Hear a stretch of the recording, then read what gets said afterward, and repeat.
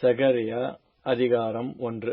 தரியு அரசாண்ட 2ஆம் வருஷம் 8ஆம் மாதத்திலே இத்தோவின் மகனான பெரகியாவின் குமாரனாகிய சகரியாவுக்கு உண்டான கர்த்தருடைய வார்த்தை. கர்த்தர் உங்கள் பிதாக்களின் மேல் கடுங்கோபமாயிருந்தார். ஆகையால் நீ அவர்களை நோக்கி, சேனைகளின் கர்த்தர் உரைக்கிறது என்னவென்றால், என்னிடத்தில் திரும்புங்கள் என்று சேனைகளின் கர்த்தர் சொல்லுகிறார். அப்பொழுது நான் உங்களிடத்துக்கு திரும்புவேன் என்று சேனைகளின் கர்த்தர் சொல்லுகிறார். உங்கள் பிதாக்களைப் போலிராதேயுங்கள். முந்தின தீர்க்கதரிசிகள் அவர்களை நோக்கி, உங்கள் பொல்லாத வழிகளையும் உங்கள் பொல்லாத கிரியைகளையும் விட்டு திரும்புங்கள் என்று சேனைகளின் கர்த்தர் சொல்லுகிறார் என்று கூப்பிட்டார்கள். ஆனாலும் எனக்கு செவிகொடாமலும் என்னை கவனியாமலும் போனார்கள் என்று கர்த்தர் சொல்லுகிறார். உங்கள் பிதாக்கள் எங்கே? தீர்க்கதரிசிகள் என்றென்றைக்கும் உயிரோடு இருப்பார்களோ? இராமற் போனாலும் தீர்க்கதரிசிகளாகிய என் ஊழியக்காரருக்கு நான் கட்டளையிட்ட என் வார்த்தைகளும் என் தீர்மானங்களும் உங்கள் பிதாக்களிடத்தில் பலிக்கவில்லையே. எங்கள் வழிகளின்படியேயும் எங்கள் கிரியைகளின்படியேயும் சேனைகளின் கர்த்தர் எங்களுக்கு செய்ய நிர்ணயித்தபடியே எங்களுக்கு செய்தார் என்று அவர்கள் திரும்ப வந்து சொன்னதில்லையோ என்று சொல் என்றார். தரியு அரசாண்ட 2ஆம் வருஷம் சேபாத் மாதமாகிய 11ஆம் மாதம் 24ஆம் தேதியிலே கர்த்தருடைய வார்த்தை இத்தோவின் மகனான பெரகியாவின் குமாரன் சகரியா என்னும் தீர்க்கதரிசிக்கு உண்டாயிற்று. அவன் சொன்னது, இதோ, இன்று ராத்திரி சிவப்பு குதிரையின் மேல் ஏறியிருந்த ஒரு புருஷனை கண்டேன். அவர் பள்ளத்தாக்கில் இருக்கிற மிருது செடிகளுக்குள்ளே நின்றார். அவருக்கு பின்னாலே சிவப்பும் மங்கின நிறமும் வெண்மையுமான குதிரைகள் இருந்தன. அப்பொழுது நான், என் ஆண்டவரே, இவர்கள் யாரென்று கேட்டேன். என்னோடு பேசுகிற தூதனானவர், இவர்கள் யாரென்று நான் உனக்கு காண்பிப்பேன் என்று சொன்னார். அப்பொழுது மிருது செடிகளுக்குள்ளே நின்ற அந்த புருஷன் பிரதியுத்தரமாக, இவர்கள் பூமி எங்கும் சுற்றி பார்க்க கர்த்தர் அனுப்பினவர்கள் என்றார். பின்பு அவர் மிருது செடிகளுக்குள்ளே நின்ற கர்த்தருடைய தூதனை நோக்கி, நாங்கள் பூமி எங்கும் சுற்றி பார்த்தோம். இதோ, பூமி முழுவதும் அமைதலும் அமெரிக்கையுமாயிருக்கிறது என்றார்கள். அப்பொழுது கர்த்தருடைய தூதன் மறுமொழியாக, சேனைகளின் கர்த்தாவே, இந்த 70 வருஷமாய் நீர் கோபம் கொண்டிருக்கிற எருசலேமின் மேலும் யூதா பட்டணங்களின் மேலும் எந்த மட்டும் இறங்காதிருப்பீர் என்று சொல்ல, அப்பொழுது கர்த்தர் என்னோடே பேசின தூதனுக்கு நல்வார்த்தைகளையும் ஆறுதலான வார்த்தைகளையும் பிரதியுத்தரமாக சொன்னார். அப்பொழுது என்னோடே பேசின தூதன் என்னை நோக்கி, சேனைகளின் கர்த்தர் உரைக்கிறது என்னவென்றால், நான் எருசலேமுக்காகவும் சீயோனுக்காகவும் மகா வைராக்கியம் கொண்டிருக்கிறேன். நான் கொஞ்சம் கோபம் கொண்டிருந்தபோது அவர்கள் தங்கள் கேட்டை அதிகரிக்க தேடினபடியினால் சுகமாய் வாழுகிற புறஜாதிகள் பேரில் நான் கடுங்கோபம் கொண்டேன். ஆகையால் மன உருக்கத்தோடே எருசலேமினிடத்தில் திரும்பினேன் என்று கர்த்தர் சொல்லுகிறார். என் ஆலயம் அதிலே கட்டப்படும், எருசலேமின் மேல் அளவு நூல் பிடிக்கப்படும் என்று சேனைகளின் கர்த்தர் சொல்லுகிறார் என்று கூறு என்றார். இன்னும் என் பட்டணங்கள் நன்மையினால் பரம்பியிருக்கும். இன்னும் கர்த்தர் சீயோனை தேற்றரவு பண்ணுவார். இன்னும் எருசலேமை தெரிந்து கொள்ளுவார் என்று சேனைகளின் கர்த்தர் சொல்லுகிறார் என்று பின்னும் கூறு என்றார். நான் என் கண்களை ஏறெடுத்து பார்த்தபோது, இதோ, 4 கொம்புகளை கண்டேன். அவைகள் என்னவென்று என்னோடு பேசின தூதனை கேட்டேன். அதற்கு அவர், இவைகள் யூதாவையும் இஸ்ரவேலையும் எருசலேமையும் சிதறடித்த கொம்புகள் என்றார். பின்பு கர்த்தர் எனக்கு 4 தொழிலாளிகளை காண்பித்தார். இவர்கள் என்ன செய்ய வருகிறார்கள் என்று கேட்டேன். அதற்கு அவர், ஒருவனும் தன் தலையை ஏறெடுக்க கூடாதபடி அந்த கொம்புகள் யூதாவை சிதறடித்ததே, அவைகளுக்கு பயமுறுத்துகிறதற்கும் யூதாவின் தேசத்தை பாழாக்க தங்கள் கொம்பை எடுத்த ஜாதிகளுடைய கொம்புகளை விழத் தள்ளுகிறதற்கும் இவர்கள் வந்தார்கள் என்றார். சகரியா அதிகாரம் 2. நான் என் கண்களை ஏறெடுத்து பார்த்தபோது, இதோ, தன் கையிலே அளவு நூல் பிடித்திருந்த ஒரு புருஷனை கண்டேன். நீர் எவ்விடத்துக்கு போகிறீர் என்று கேட்டேன்.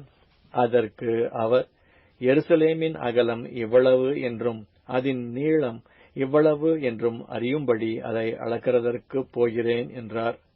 இதோ, என்னோடே பேசின தூதன் புறப்பட்ட போது வேறொரு தூதன் அவரை சந்திக்கும்படி புறப்பட்டு வந்தான். இவனை அவர் நோக்கி, நீ ஓடி இந்த வாலிபனிடத்தில் சொல்ல வேண்டியது என்னவென்றால், எருசலேம் தன் நடுவிலே கூடும் மனுஷரின் திரளினாலும் மிருகஜீவன்களின் திரளினாலும் மதிலில்லாத பட்டணங்கள் போல் வாசஸ்தலமாகும். நான் அதற்கு சுற்றிலும் அக்னி முதலாயிருந்து அதன் நடுவில் மகிமையாக இருப்பேன் என்று கர்த்தர் சொல்லுகிறார். ஓகோ, நீங்கள் எழும்பி வடதேசத்திலிருந்து ஓடிவாருங்கள் என்று கர்த்தர் சொல்லுகிறார். ஆகாயத்து 4 திசைகளிலும் உங்களை நான் சிதறப் பண்ணினேன் என்று கர்த்தர் சொல்லுகிறார். பாபிலோன் குமாரத்தியினிடத்தில் குடியிருக்கிற சீயோனே, உன்னை விடுவித்துக் கொள், பிற்பாடு மகிமையுண்டாகும் என்று சேனைகளின் கர்த்தர் சொல்லுகிறார். உங்களை கொள்ளையிட்ட ஜாதிகளிடத்துக்கு என்னை அனுப்பினார். உங்களை தொடுகிறவன் அவருடைய கண்மணியை தொடுகிறான். இதோ, நான் என் கையை அவர்களுக்கு விரோதமாக அசைப்பேன். அதனால் அவர்கள் தங்கள் அடிமைகளுக்கு கொள்ளையாவார்கள். அப்பொழுது சேனைகளின் கர்த்தர் என்னை அனுப்பினார் என்று அறிவீர்கள்.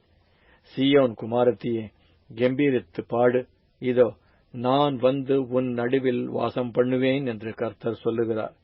அந்நாளிலே அநேகம் ஜாதிகள் கர்த்தரை சேர்ந்து என் ஜனமானவர்கள். நான் உன் நடுவில் வாசமாயிருப்பேன். அப்பொழுது சேனைகளின் கர்த்தர் என்னை உன்னிடத்தில் அனுப்பினார் என்று அறிவாய். கர்த்தர் பரிசுத்த தேசத்திலே யூதாவாகிய தமது பங்கை சுதந்தரித்து திரும்பவும் எருசலேமை தெரிந்து கொள்வார். மாம்சமான சகலமான பேர்களே, கர்த்தருக்கு முன்பாக மௌனமாயிருங்கள். அவர் தமது பரிசுத்த வாசஸ்தலத்திலிருந்து எழுந்தருளினார் என்று சொல் என்றார். சகரியா அதிகாரம் 3. அவர் பிரதான ஆசாரியனாகிய யோசுவாவை எனக்கு காண்பித்தார். அவன் கர்த்தருடைய தூதனுக்கு முன்பாக நின்றான். சாத்தான் அவனுக்கு விரோதம் செய்ய அவன் வலது பக்கத்திலே நின்றான். அப்பொழுது கர்த்தர் சாத்தானை நோக்கி, கர்த்தர் உன்னை கடிந்து கொள்வாராக. சாத்தானே, எருசலேமை தெரிந்து கொண்ட கர்த்தர் உன்னை கடிந்து கொள்வாராக. இவன் அக்னியினின்று தப்புவிக்கப்பட்ட கொள்ளி அல்லவா என்றார். யோசுவாவோவெனில் அழுக்கு வஸ்திரம் தரித்தவனாய் தூதனுக்கு முன்பாக நின்றிருந்தான்.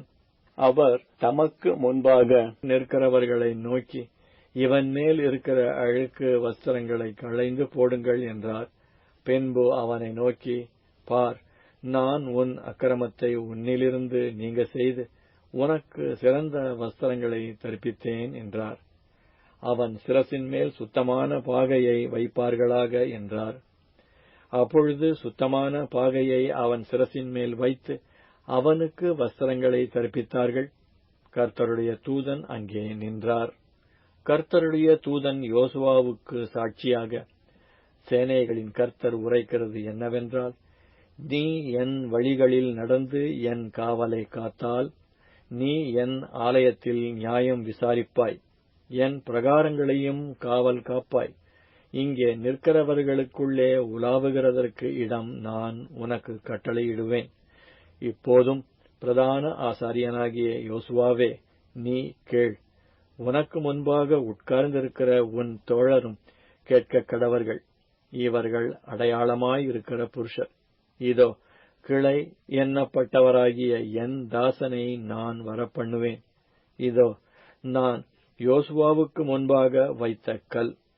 இந்த ஒரே கல்லின் மேல் 7 கண்களும் வைக்கப்பட்டிருக்கிறது.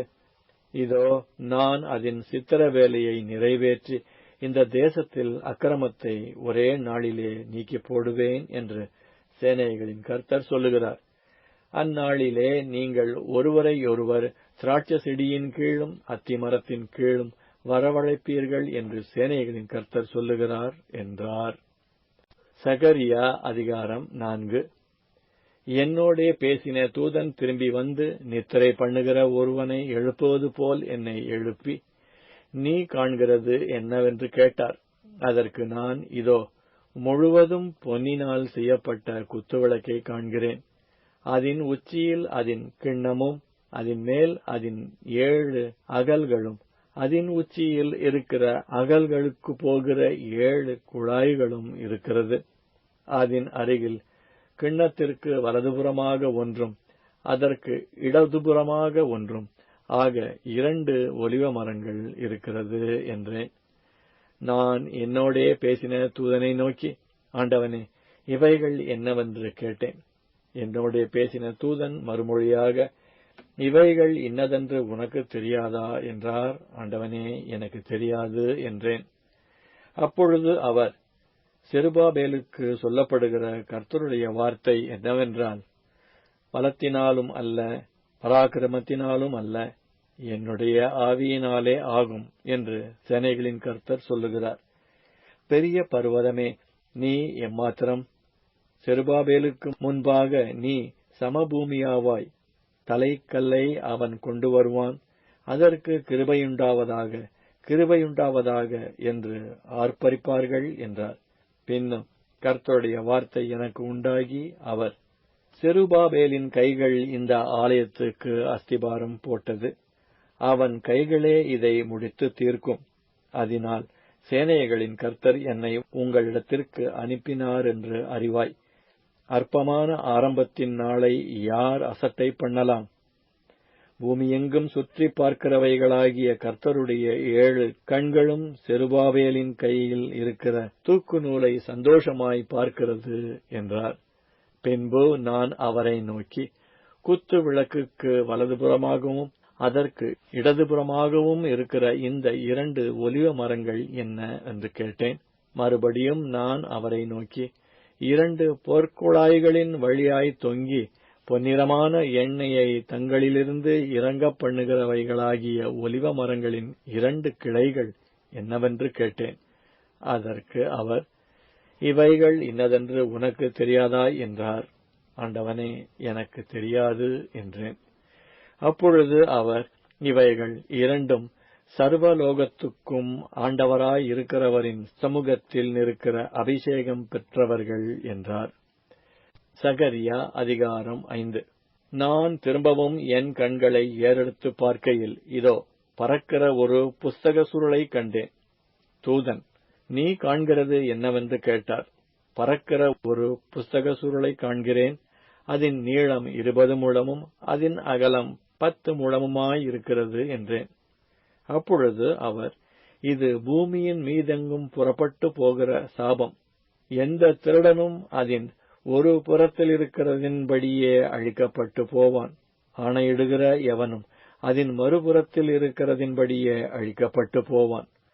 அது திருடன் வீட்டிலும் என் நாமத்தைக் கொண்டு பொய்யாணையிடுகிறவன் வீட்டிலும் வந்து அவனவன் வீட்டின் நடுவிலே தங்கி அதை அதன் மரங்களோடும் அதன் கல்லுகளோடும் கூட நிர்மூலமாக்கும்படி அதை புறப்பட்டு போக பண்ணுவேன் என்று சேனைகளின் கர்த்தர் சொல்லுகிறார் என்றார்.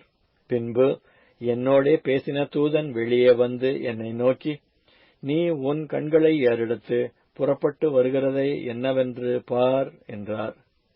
அது என்னவென்று கேட்டேன். அதற்கு அவர், அது புறப்பட்டு வருகிறதாகிய ஒரு மரக்கால் என்றார். பின்னும் அவர், பூமியெங்கும் இதுதான் அவர்களுடைய கண்ணோக்கம் என்றார். இதோ ஒரு தாலந்து நிறையான ஈய மூடி தூக்கி வரப்பட்டது. மரக்காலின் நடுவிலே ஒரு ஸ்திரீ உட்கார்ந்திருந்தாள். அப்பொழுது அவர், இவள் அக்கிரமக்காரி என்று சொல்லி அவளை மரக்காலுக்குள்ளே தள்ளி ஈயக்கட்டியை அதன் வாயிலே போட்டார்.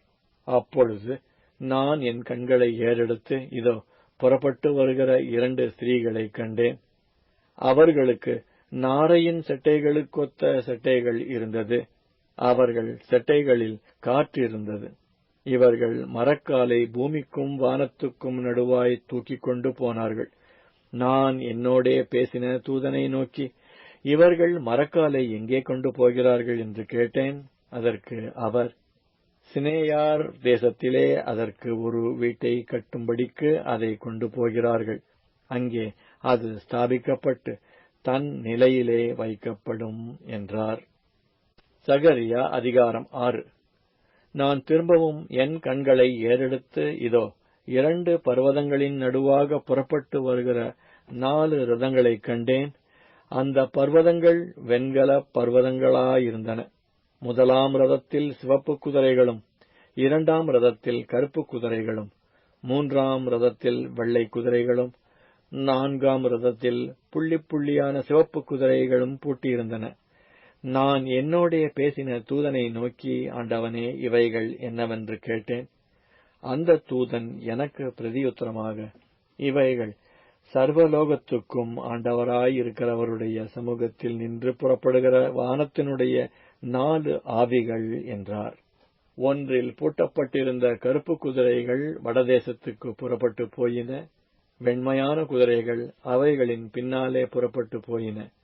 புள்ளி புள்ளியான குதிரைகள் தென் தேசத்துக்கு புறப்பட்டு போயின. சிவப்பு குதிரைகளோவென்றால் புறப்பட்டு போய் பூமியிலே சுற்றித் திரியும்படி கேட்டுக்கொண்டன. அதற்கு அவர், போய் பூமியில் சுற்றித் திரியுங்கள் என்றார். அப்படியே பூமியிலே சுற்றித் திரிந்தன.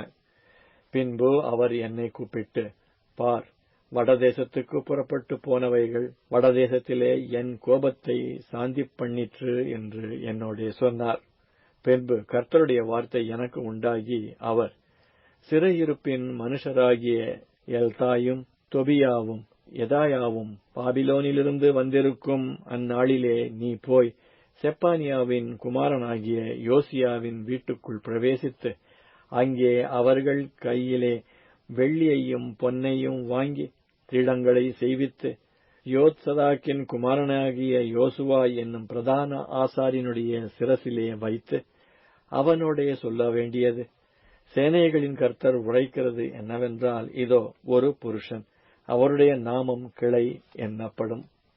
அவர் தம்முடைய ஸ்தானத்திலிருந்து முளைத்தெழும்பி கர்த்தருடைய ஆலயத்தை கட்டுவார். அவரே கர்த்தருடைய ஆலயத்தை கட்டுவார். அவர் மகிமை பொருந்தினவராய் தம்முடைய சிங்காசனத்தின் மேல் வீற்றிருந்து ஆளுகை செய்வார். தம்முடைய சிங்காசனத்தின் மேல் ஆசாரியராயும் இருப்பார்.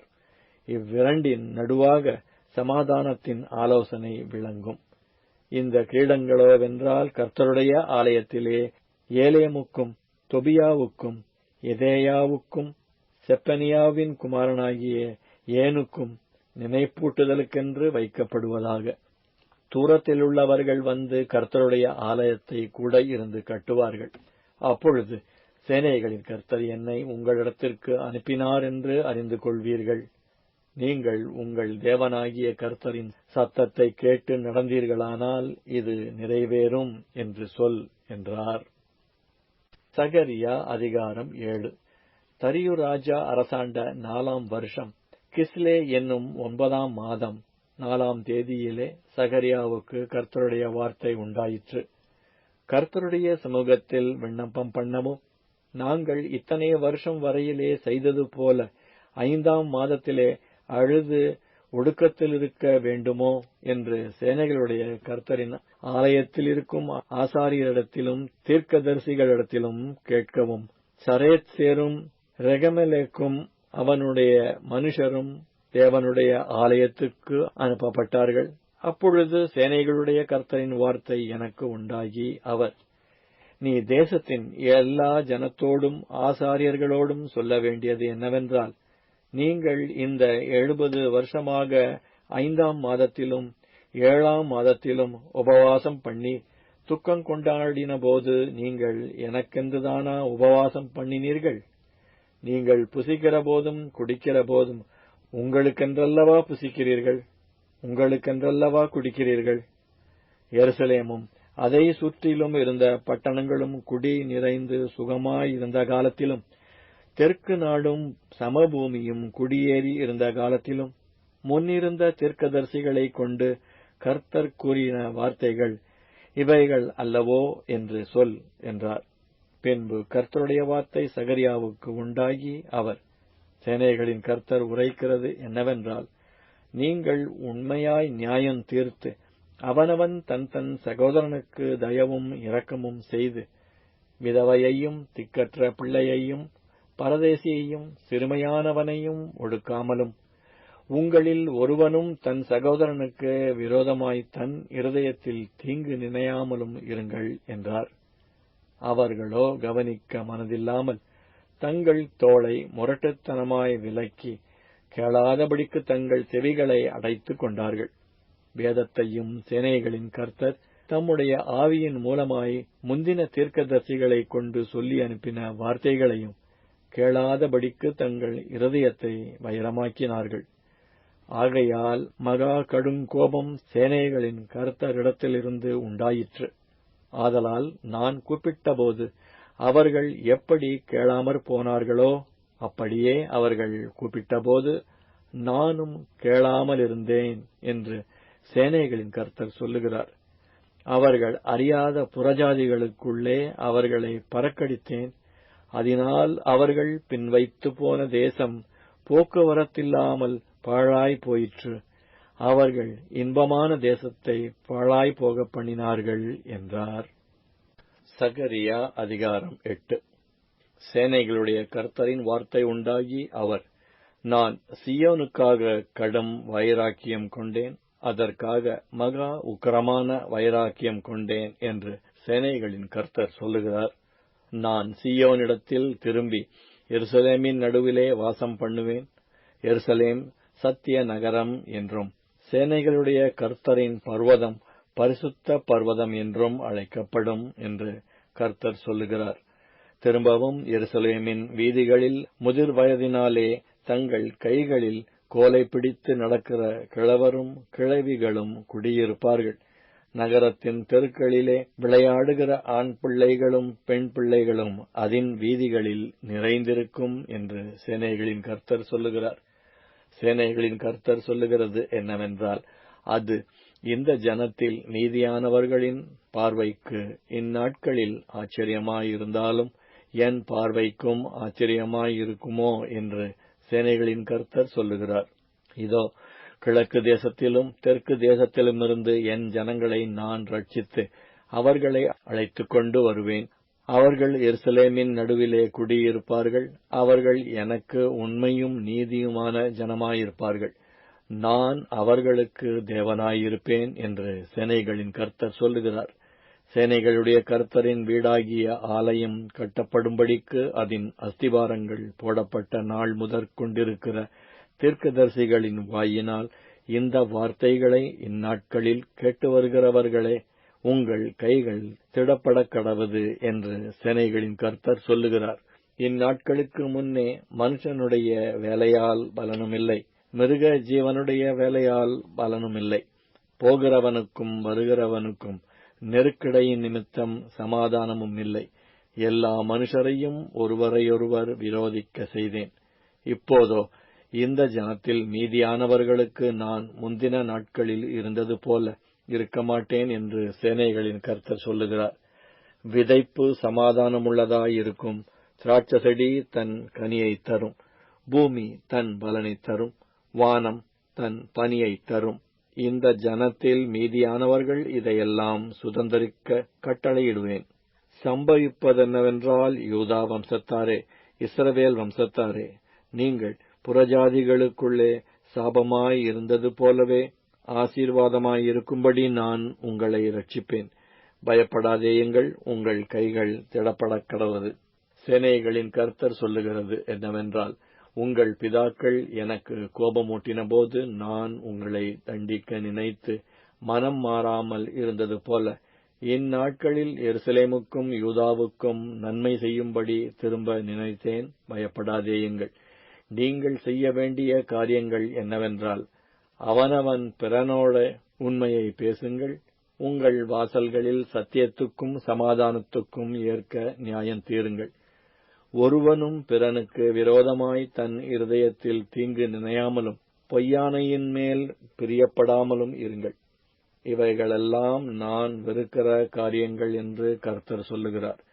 சேனைகளுடைய கர்த்தரின் வார்த்தை எனக்கு உண்டாகி, அவர் 4ஆம் மாதத்தின் உபவாசமும் 5ஆம் மாதத்தின் உபவாசமும் 7ஆம் மாதத்தின் உபவாசமும் 10ஆம் மாதத்தின் உபவாசமும் யூதா வம்சத்தாருக்கு மகிழ்ச்சியாகவும் சந்தோஷமாகவும் நல்ல பண்டிகைகளாகவும் மாறிப்போகும். ஆகையால் சத்தியத்தையும் சமாதானத்தையும் சிநேகியுங்கள் என்று சேனைகளின் கர்த்தர் சொல்லுகிறார். இன்னும் ஜனங்களும் அநேகம் பட்டணங்களின் குடிகளும் வருவார்கள் என்று சேனைகளின் கர்த்தர் சொல்லுகிறார். ஒரு பட்டணத்தின் குடிகள் மறுபட்டணத்தின் குடிகளிடத்தில் போய், நாம் கர்த்தருடைய சமூகத்தில் விண்ணப்பம் பண்ணவும் சேனைகளின் கர்த்தரை தேடவும் தீவிரித்து போவோம், வாருங்கள், நாங்களும் போவோம் என்று சொல்வார்கள். அநேக ஜனங்களும் பலத்த ஜாதிகளும் எருசலேமிலே சேனைகளின் கர்த்தரை தேடவும் கர்த்தருடைய சமூகத்தில் விண்ணப்பம் பண்ணவும் வருவார்கள். அந்நாட்களில் பலவித பாஷைக்காரராகிய புறஜாதியாரில் 10 மனுஷர் ஒரு யூதனுடைய வஸ்திரம் தொங்கலை பிடித்துக்கொண்டு, தேவன் உங்களோடே இருக்கிறார் என்று கேள்விப்பட்டோம், ஆகையால் உங்களோடே கூட போவோம் என்று சொல்லி அவனை பற்றிக் கொள்வார்கள் என்று சேனைகளின் கர்த்தர் சொல்லுகிறார் என்றார். சகரியா அதிகாரம் 9. ஆதிராக் தேசத்துக்கு விரோதமானதும் தமஸ்குவின் மேல் வந்து தங்குவதுமான கர்த்தருடைய வார்த்தையாகிய வாரம். மனுஷரின் கண்களும் இஸ்ரவேலுடைய சகல கோத்திரங்களின் கண்களும் கர்த்தரை நோக்கிக் கொண்டிருக்கும். ஆமாத்தும் மிகவும் ஞானமுள்ள தீருவும் சீதோனும் அதன் எல்லைக்குள்ளாயிருக்கும். தீரு தனக்கு அரணை கட்டி தூளை போல் வெள்ளியையும் வீதிகளின் சேற்றை போல் பசும்பொன்னையும் சேர்த்து வைத்தது. இதோ, ஆண்டவர் அதை தள்ளிவிட்டு சமுத்திரத்தில் அதன் பலத்தை முறித்து போடுவார், அது அக்கினிக்கு இரையாகும். அஸ்கலோன் அதைக் கண்டு பயப்படும், காத்சாவும் அதைக் கண்டு மிகவும் துக்கிக்கும். எக்ரோனும் தன் நம்பிக்கை அற்றுப்போனபடியால் மிகவும் பிரலாபிக்கும். காத்சாவில் ராஜா அழிந்து போவான், அஸ்கலோன் குடியற்றிருக்கும்.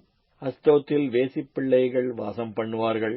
நான் பெலிஸ்தரின் கர்வத்தை அழிப்பேன், அவனுடைய இரத்தத்தை அவன் வாயிலிருந்தும் அவனுடைய அருவருப்புகளை அவன் பல்லுகளின் நடுவிலிருந்தும் நீக்கி போடுவேன். அவனோ நம்முடைய தேவனுக்கென்று மீதியாக வைக்கப்பட்டு யூதாவிலே பிரபுவைப் போல இருப்பான். எக்ரோன் எபூசியனைப் போல இருப்பான். சேனையானது புறப்படும் போதும் திரும்பி வரும்போதும் என் ஆலயம் காக்கப்படும்படி அதை சுற்றிலும் பாளையம் போடுவேன்.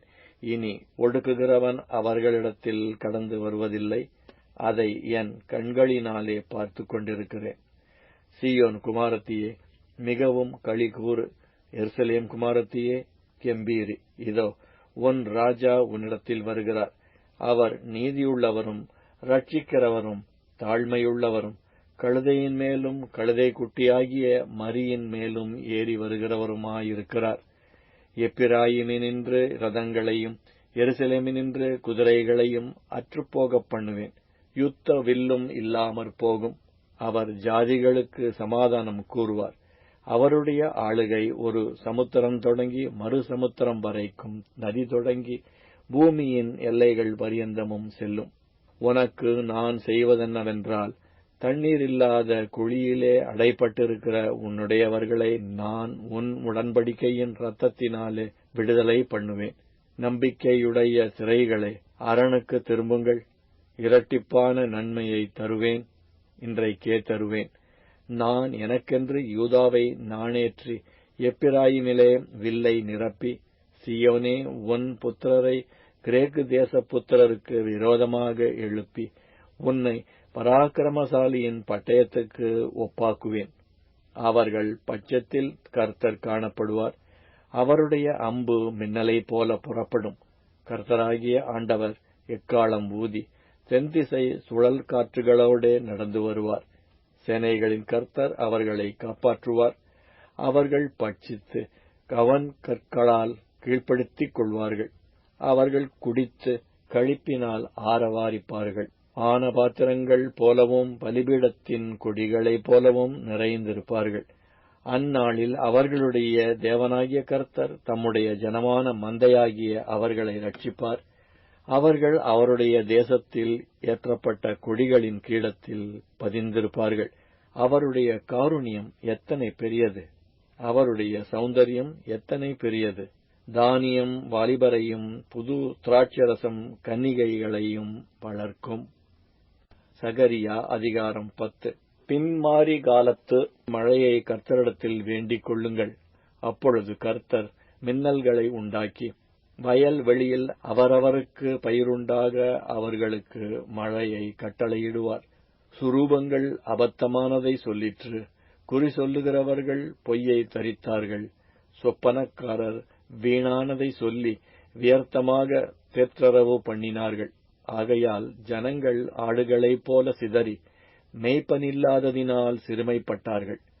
மேய்ப்பருக்கு விரோதமாக என் கோபம் மூண்டது. கடாக்களை தண்டித்தேன். சேனைகளின் கர்த்தர் யூதா வம்சத்தாராகிய தமது மந்தையை விசாரித்து அவர்களை யுத்தத்திலே தமது சிறந்த குதிரையாக நிறுத்துவார். அவர்களிலிருந்து கோடிக்கல்லும் அவர்களிலிருந்து கூடார முளையும் அவர்களிலிருந்து யுத்த வில்லும் வரும். அவர்களிலிருந்து ஆளுகிற யாவரும் ஏகமாய் புறப்படுவார்கள். அவர்கள் யுத்தத்திலே தங்கள் சத்துருக்களை வீதிகளின் சேற்றில் மிதிக்கிற பராக்கிரமசாலிகளைப் போல இருந்து யுத்தம் பண்ணுவார்கள். கர்த்தர் அவர்களோட கூட இருப்பார். குதிரைகளின் மேல் ஏறி வருகிறவர்கள் வெட்கப்படுவார்கள். நான் யூதா வம்சத்தாரை பலப்படுத்தி யோசேப்பு வம்சத்தாரை ரட்சித்து அவர்களை திரும்ப நிலைக்க பண்ணுவேன். நான் அவர்களுக்கு இறங்கினேன். அவர்கள் என்னால் ஒரு காலும் தள்ளிவிடப்படாதவர்களைப் போலிருப்பார்கள். நான் அவர்களுடைய தேவனாகிய கர்த்தர். நான் அவர்களுக்கு செவி கொடுப்பேன். எப்பிராயிமர் பராக்கிரமரைப் போல இருப்பார்கள். மதுபானத்தால் களிப்பது போல அவர்களுடைய இருதயம் களிக்கும். அவர்களுடைய பிள்ளைகளும் அதைக் கண்டு மகிழுவார்கள். அவர்கள் இருதயம் கர்த்தருக்குள் களி கூறும். நான் அவர்களை பார்த்து பயில் போட்டு அவர்களை கூட்டிக் கொள்ளுவேன். அவர்களை மீட்டுக் கொண்டேன். அவர்கள் பெருகி இருந்தது போலவே பெருகி போவார்கள். நான் அவர்களை ஜனங்களுக்குள்ளே இறைத்த பின்பு அவர்கள் தூர தேசங்களிலே என்னை நினைத்து தங்கள் பிள்ளைகளோடும் கூட பிழைத்து திரும்புவார்கள். நான் அவர்களை எகிப்து தேசத்திலிருந்து திரும்ப வரப்பண்ணி அவர்களை அசிரியாவிலிருந்து கூட்டிக் கொண்டு அவர்களை கேலேயாத் தேசத்துக்கும் லீபனோனுக்கும் வரப்பண்ணுவேன். அவர்களுக்கு இடம் போதாமற் போகும். இடுக்கமென்கிற சமுத்திரத்தை கடக்கையில் அவர் சமுத்திரத்தின் அலைகளை அடிப்பார். அப்பொழுது நதியின் ஆழங்கள் எல்லாம் வறண்டு போகும். அசீரியாவின் கர்வம் தாழ்த்தப்படும். எகிப்தின் கொடுங்கோல் விலகி போகும். நான் அவர்களை கர்த்தருக்குள் பலப்படுத்துவேன். அவர்கள் அவருடைய நாமத்திலே நடந்து கொள்ளுவார்கள் என்று கர்த்தர் சொல்லுகிறார். சகரியா அதிகாரம் 11. லீபனோனே, அக்னி உன் கேதுரு மரங்களை பட்சிக்கும்படி உன் வாசல்களை திற. தேவதாரு விருட்சங்களே புலம்புங்கள். கேதுரு மரங்கள் விழுந்ததே, பலபலமானவைகள் பாழாக்கப்பட்டன. பாசானின் கர்வாலி மரங்களே புலம்புங்கள். அரணுள்ள சோலை கீழே தள்ளப்பட்டது. மேய்ப்பர்களின் மகிமை அழிந்து போனபடியால் அவர்கள் அலறுகிற சப்தம் கேட்கப்படுகிறது. யோர்தானின் பெருமை அழிந்து போனபடியால் பாலசிங்கங்கள் கர்ஜிக்கிற சத்தம் கேட்கப்படுகிறது. என் தேவனாகிய கர்த்தர் சொல்லுகிறது என்னவென்றால், கொலையுண்கிற ஆடுகளை மேய்க்க கடவாய். அவைகளை உடையவர்கள் அவைகளை கொன்று போட்டு தங்களுக்கு குற்றமில்லை என்று எண்ணுகிறார்கள். அவைகளை விற்கிறவர்கள் கர்த்தருக்கு ஸ்தோத்திரம், நாங்கள் ஐஸ்வர்யமுள்ளவர்களானோம் என்கிறார்கள். அவைகளை மேய்க்கிறவர்கள் அவைகள் மேல் இரக்கம் வைக்கிறதில்லை.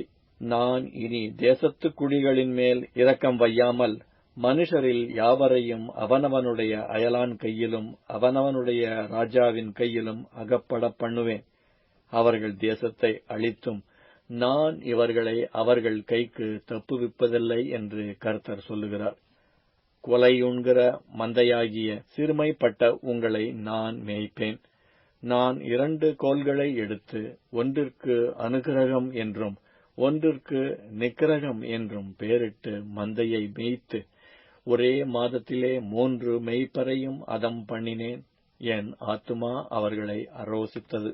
அவர்கள் ஆத்துமா என்னையும் வெறுத்தது. இனி நான் உங்களை மேய்ப்பதில்லை. சாகிறது சாகட்டும், அதமாகிறது அதமாகட்டும். மீதியானவைகளோவென்றால் ஒன்றின் மாம்சத்தை ஒன்று தின்ன கடவது என்று நான் சொல்லி அனுக்கிரகம் எண்ணப்பட்ட என் கோலை எடுத்து நான் அந்த ஜனங்கள் எல்லாரோடும் பண்ணியிருந்த என் உடன்படிக்கை அற்றுப்போகும்படிக்கு அதை முறித்து போட்டேன். அந்நாளிலே அது அற்று போயிற்று. அப்படியே மந்தையில் எனக்கு காத்திருந்த சிறுமைப்பட்டவைகள் அது கர்த்தருடைய வார்த்தை என்று அறிந்து கொண்டன.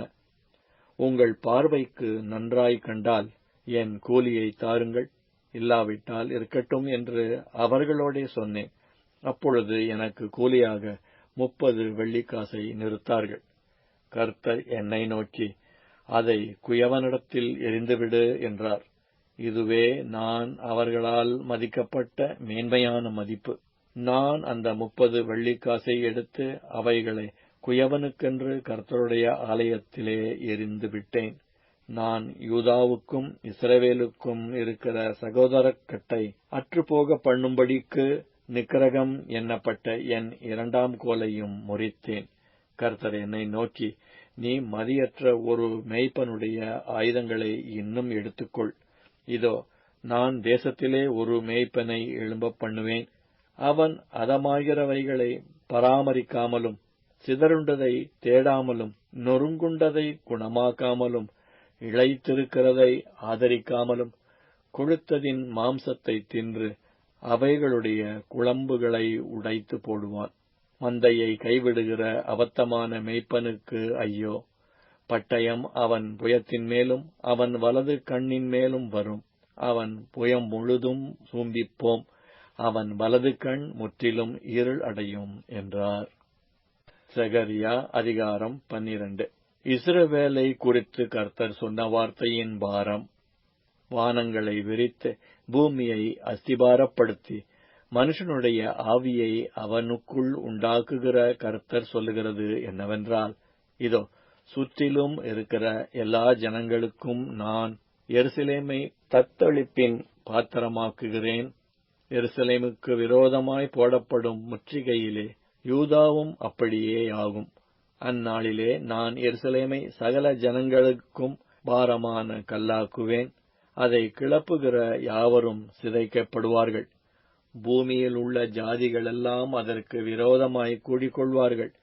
அந்நாளிலே நான் குதிரைகளுக்கெல்லாம் திகைப்பையும் அவைகளின் மேல் ஏறியிருக்கிறவர்களுக்கெல்லாம் புத்தி மயக்கத்தையும் வரப்பண்ணி யூதா வம்சத்தின் மேல் என் கண்களை திறந்து வைத்து ஜனங்களுடைய எல்லா குதிரைகளுக்கும் குருட்டாட்டத்தை உண்டு பண்ணுவேன் என்று கர்த்தர் சொல்லுகிறார். எருசலேமின் குடிகள் சேனைகளின் கர்த்தராகிய தங்கள் தேவனுடைய துணையினால் எங்களுக்கு நலனானவர்கள் என்று அப்பொழுது யூதாவின் தலைவர் தங்கள் இருதயத்திலே சொல்லுவார்கள். அந்நாளிலே யூதாவின் தலைவரை விறகுகளுக்குள்ளே எரிகிற அக்னி அடுப்புக்கும் வைக்கோல் கட்டுகளுக்குள்ளே எரிகிற தீவிட்டிக்கும் ஒப்பாக்குவேன். அவர்கள் வலதுபுறமும் இடதுபுறமுமாக புறப்பட்டு சுற்றிலும் இருக்கிற எல்லா ஜனங்களையும் பட்சிப்பார்கள். எருசலேம் திரும்பவும் தன் ஸ்தானமாகிய எருசலேமிலே குடியேற்றப்பட்டிருக்கும். தாவீது வம்சத்தாரின் மகிமையும் எருசலேமின் குடிகளுடைய மகிமையும் யூதாவின் மேல் தன்னை உயர்த்தாதபடிக்கு கர்த்தர் யூதாவின் கூடாரங்களை முதல் ரட்சிப்பார். அந்நாளிலே கர்த்தர் எருசலேமின் குடிகளை காப்பாற்றுவார். அவர்களில் தள்ளாடினவன் அந்நாளிலே தாவீதைப் போல இருப்பான். தாவீது குடும்பத்தார் அவர்களுக்கு முன்பாக தேவனைப் போலும் கர்த்தருடைய தூதனைப் போலும் இருப்பார்கள். அந்நாளிலே எருசலேமுக்கு விரோதமாய் வருகிற எல்லா ஜாதிகளையும் அழிக்கப் பார்ப்பேன். நான் தாவீது குடும்பத்தாரின் மேலும் எருசலேம் குடிகளின் மேலும் கிருபையின் ஆவியையும் விண்ணப்பங்களின் ஆவியையும் ஊற்றுவேன். அப்பொழுது அவர்கள் தாங்கள் குத்தின என்னை நோக்கிப் பார்த்து, ஒருவன் தன் ஒரே பேரானவனுக்காக புலம்புகிறது போல எனக்காக புலம்பி, ஒருவன் தன் தலைச்சன் பிள்ளைக்காக துக்கிக்கிறது போல எனக்காக மனங்கசந்து துக்கிப்பார்கள். அந்நாளிலே மெகிதோன் பட்டணத்து பள்ளத்தாக்கின் ஊராகிய ஆதாத்ரிம்மோனின் புலம்பலை போல எருசலேமின் புலம்பல் பெரிதாயிருக்கும். தேசம் புலம்பிக் கொண்டிருக்கும். ஒவ்வொரு வம்சமும் தனித்தனியாக புலம்பும். தாவீது குடும்பத்தார் தனியேயும் அவர்கள் ஸ்திரீகள் தனியேயும், நாத்தான் குடும்பத்தார் தனியேயும் அவர்கள் ஸ்திரீகள் தனியேயும், லேவி குடும்பத்தார் தனியேயும் அவர்கள் ஸ்திரீகள் தனியேயும், சீமேயி குடும்பத்தார் தனியேயும் அவர்கள் ஸ்திரீகள் தனியேயும், மற்றும் உண்டான சகல குடும்பங்களிலும் ஒவ்வொரு குடும்பத்தின் மனுஷர் தனித்தனியேயும் அவர்களுடைய ஸ்திரீகள் தனித்தனியேயும் புலம்புவார்கள். சகரியா அதிகாரம் 13. அந்நாளிலே பாவத்தையும் அழுக்கையும் நீக்க தாவீதின் குடும்பத்தாருக்கும் எருசலேமின் குடிகளுக்கும் திறக்கப்பட்ட ஒரு ஊற்று உண்டாயிருக்கும். அந்நாளிலே நான் விக்கிரகங்களின் பேரும் தேசத்தில் இராதபடிக்கு அழிப்பேன். அவைகள் இனி நினைக்கப்படுவதில்லை. தரிசனம் சொல்லுகிறவர்களையும் அசுத்த ஆவியையும் தேசத்திலிருந்து போய்விடவும் பண்ணுவேன் என்று சேனைகளின் கர்த்தர் சொல்லுகிறார். இனி ஒருவன் தரிசனம் சொன்னால் அவனை பெற்ற அவன் தகப்பனும் அவன் தாயும் அவனை நோக்கி, நீ கர்த்தருடைய நாமத்தைக் கொண்டு பொய் பேசுகிறபடியால் நீ உயிரோடிருக்கப்படாது என்று சொல்லி, அவனை பெற்ற அவன் தகப்பனும் அவன் தாயும் அவன் தரிசனம் சொல்லும்போது அவனை குத்தி போடுவார்கள். அந்நாளிலே தரிசனம் சொல்லுகிற அவனவன் தான் சொன்ன தரிசனத்தினால் வெட்கப்பட்டு பொய் சொல்லும்படிக்கு இனி மயிர்போர்வையை போர்த்துக் கொள்ளாமல், நான் தரிசனம் சொல்லுகிறவன் அல்ல, நான் நிலத்தை பயிரிடுகிறவன், என் சிறுவயது முதல் ஒருவன் என்னை வேலை கொண்டான் என்பான். அப்பொழுது ஒருவன் அவனை நோக்கி, உன் கைகளில் இருக்கிற இந்த வடுக்கள் ஏதென்று கேட்டால், என் சிநேகிதரின் வீட்டிலே காயப்பட்டதினால் உண்டானவைகள் என்பான். பட்டயமே, என் மேய்ப்பன் மேலும் என் தோழனாகிய புருஷன் மேலும் எழும்பு என்று சேனைகளின் கர்த்தர் சொல்லுகிறார். மேய்ப்பனை விட்டு அப்பொழுது ஆடுகள் சிதறிப் போகும். ஆனாலும் என் கரத்தை சிறுவர் மேல் திரும்ப வைப்பேன். தேசமெங்கும் சம்பவிக்கும் காரியம் என்னவென்றால், அதில் இருக்கிற 2 பங்கு மனுஷர் சங்கரிக்கப்பட்டு மாண்டு போவார்கள், 3ஆம் பங்கோ அதில் மீதியாயிருக்கும். அந்த 3ஆம் பங்கை நான் அக்னிக்குட்பட பண்ணி, வெள்ளியை உருக்குகிறது போல அவர்களை உருக்கி, பொன்னை புடமிடுகிறது போல அவர்களை புடமிடுவேன். அவர்கள் என் நாமத்தை தொழுது கொள்வார்கள். நான் அவர்கள் விண்ணப்பத்தை கேட்பேன். இது என் ஜனமென்று நான் சொல்லுவேன், கர்த்தர் என் தேவன் என்று அவர்கள் சொல்லுவார்கள். சகரியா அதிகாரம் 14. இதோ, கர்த்தருடைய நாள் வருகிறது, உன்னில் கொள்ளையானது உன் நடுவிலே பங்கிடப்படும். எருசலேமுக்கு விரோதமாக யுத்தம் பண்ண சகல ஜாதிகளையும் கூட்டுவேன். நகரம் பிடிக்கப்படும், வீடுகள் கொள்ளையாகும், ஸ்திரீகள் அவமானப்படுவார்கள். நகரத்தாரில் பாதி மனுஷர் சிறைப்பட்டு போவார்கள். மீதியான ஜனமோ நகரத்தை விட்டு அறுப்புண்டு போவதில்லை. கர்த்தர் புறப்பட்டு யுத்த நாளிலே போராடுவது போல் அந்த ஜாதிகளோடே போராடுவார். அந்நாளிலே அவருடைய பாதங்கள் கிழக்கே எருசலேமுக்கு எதிரே இருக்கிற ஒலிவ மலையின் மேல் நிற்கும். அப்பொழுது மகா பெரிய பள்ளத்தாக்கு உண்டாகும்படி ஒலிவ மலை தன் நடுமையத்திலே கிழக்கு மேற்காய் எதிராக பிளந்து போம். அதனாலே ஒரு பாதி வடபக்கத்திலும் ஒரு பாதி தென்பக்கத்திலும் சாயும். அப்பொழுது என் மலைகளின் பள்ளத்தாக்கு வழியாய் ஓடிப்போவீர்கள். மலைகளின் பள்ளத்தாக்கு ஆத்சால் மட்டும் போகும். நீங்கள் யூதாவின் ராஜாவாகிய உசியாவின் நாட்களில் பூமி எதிர்ச்சிக்கு தப்பி ஓடிப்போனது போல் ஓடிப்போவீர்கள். என் தேவனாகிய கர்த்தர் வருவார். தேவரீரோடே எல்லா பரிசுத்தவான்களும் வருவார்கள். அந்நாளில் வெளிச்சம் இல்லாமல் ஒருவேளை பிரகாசமும் ஒருவேளை மப்புமாயிருக்கும். ஒரு நாள் உண்டு, அது கர்த்தருக்கு தெரிந்தது. அது பகலும் அல்ல, இரவும் அல்ல, ஆனாலும் சாயங்காலத்திலே வெளிச்சமுண்டாகும். அந்நாளிலே ஜீவ தண்ணீர்கள் எருசலேமிலிருந்து புறப்பட்டு பாதி கிழக்கு சமுத்திரத்துக்கும் பாதி மேற்கு சமுத்திரத்துக்கும் போய் மாரிகாலத்துக்கும் கோடைகாலத்துக்கும் இருக்கும். அப்பொழுது கர்த்தர் பூமியின் மீதெங்கும் ராஜாவாயிருப்பார். அந்நாளில் ஒரே கர்த்தர் இருப்பார், அவருடைய நாமமும் ஒன்றாயிருக்கும். தேசமெல்லாம் கேபா தொடங்கி எருசலேமுக்கு தெற்கே இருக்கிற ரிம்மோன் வரைக்கும் சமபூமியாக திருத்தப்படும். எருசலேமோ உயர்ந்ததாகி தன் ஸ்தானத்திலே பென்யமீன் வாசல் தொடங்கி முதல் வாசல் என்கிற ஸ்தலம் மட்டும் கோடி வாசல் வரைக்கும், அனானேயேல் கோபுரம் துவக்கி ராஜாவின் திராட்சை ஆலைகள் மட்டும் குடியேற்றப்பட்டிருக்கும். அதிலே ஜனங்கள் வாசம் பண்ணுவார்கள். இனி சங்கரிப்பில்லாமல் எருசலேம் சுகமாய் தங்கியிருக்கும். எருசலேமுக்கு விரோதமாக யுத்தம் பண்ணின எல்லா ஜனங்களையும் கர்த்தர் வாதிக்கும் வாதையாவது, அவர்கள் காலூன்றி நிற்கையிலும் அவர்களுடைய சதை அழிந்து போகும். அவர்கள் கண்கள் தங்கள் குழிகளிலே கெட்டுப்போகும். அவர்கள் நாவு அவர்கள் வாயிலே அழுகிப் போகும்.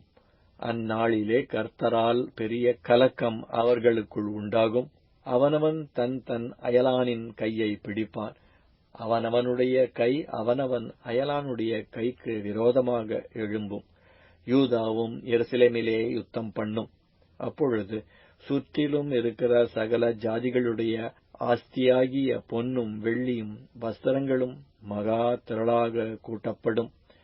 அந்த பாளையங்களில் இருக்கும் குதிரைகள், கோவேறு கழுதைகள், ஒட்டகங்கள், கழுதைகள் முதலான எல்லா மிருக ஜீவன்களுக்கும் வரும் வாதையும் அந்த வாதையை போலவே இருக்கும். பின்பு எருசலேமுக்கு விரோதமாக வந்திருந்த எல்லா ஜாதிகளிலும் மீதியான யாவரும் சேனைகளின் கர்த்தராகிய ராஜாவை தொழுது கொள்ளும்படிக்கும் கூடாரப் பண்டிகையை ஆசரிக்கும்படிக்கும் வருஷா வருஷம் வருவார்கள். அப்பொழுது பூமியின் வம்சங்களில் சேனைகளின் கர்த்தராகிய ராஜாவை தொழுது கொள்ள எருசலேமுக்கு வராதவர்கள் எவர்களோ அவர்கள் மேல் மழை வர்ஷிப்பதில்லை. மழை வர்ஷிக்காத எகிப்தின் வம்சம் வராமலும் சேராமலும் போனால் கூடார பண்டிகையை ஆசரிக்க வராத ஜாதிகளை கர்த்தர் வாதிக்கும் வாதையே அவர்கள் மேலும் வரும். இது எகிப்தியருடைய பாவத்துக்கும் கூடார பண்டிகையை ஆசரிக்க வராத சகல ஜாதிகளுடைய பாவத்துக்கும் வரும் ஆக்கினை. அந்நாளிலே குதிரைகளின் மணிகளிலே கர்த்தருக்கு பரிசுத்தம் என்னும் விலாசம் எழுதியிருக்கும். கர்த்தருடைய ஆலயத்திலுள்ள பானைகள் பலிபீடத்துக்கு முன்பாக இருக்கிற பாத்திரங்களைப் போலிருக்கும். அப்பொழுது எருசலேமிலும் யூதாவிலும் உள்ள எல்லா பானைகளும் சேனைகளின் கர்த்தருக்கு பரிசுத்தமாயிருக்கும். பலியிடுகிற யாவரும் வந்து அவைகளில் எடுத்து அவைகளில் சமைப்பார்கள். அந்நாள் முதல் சேனைகளுடைய கர்த்தரின் ஆலயத்திலே யாதொரு கானானியனும் இருப்பதில்லை.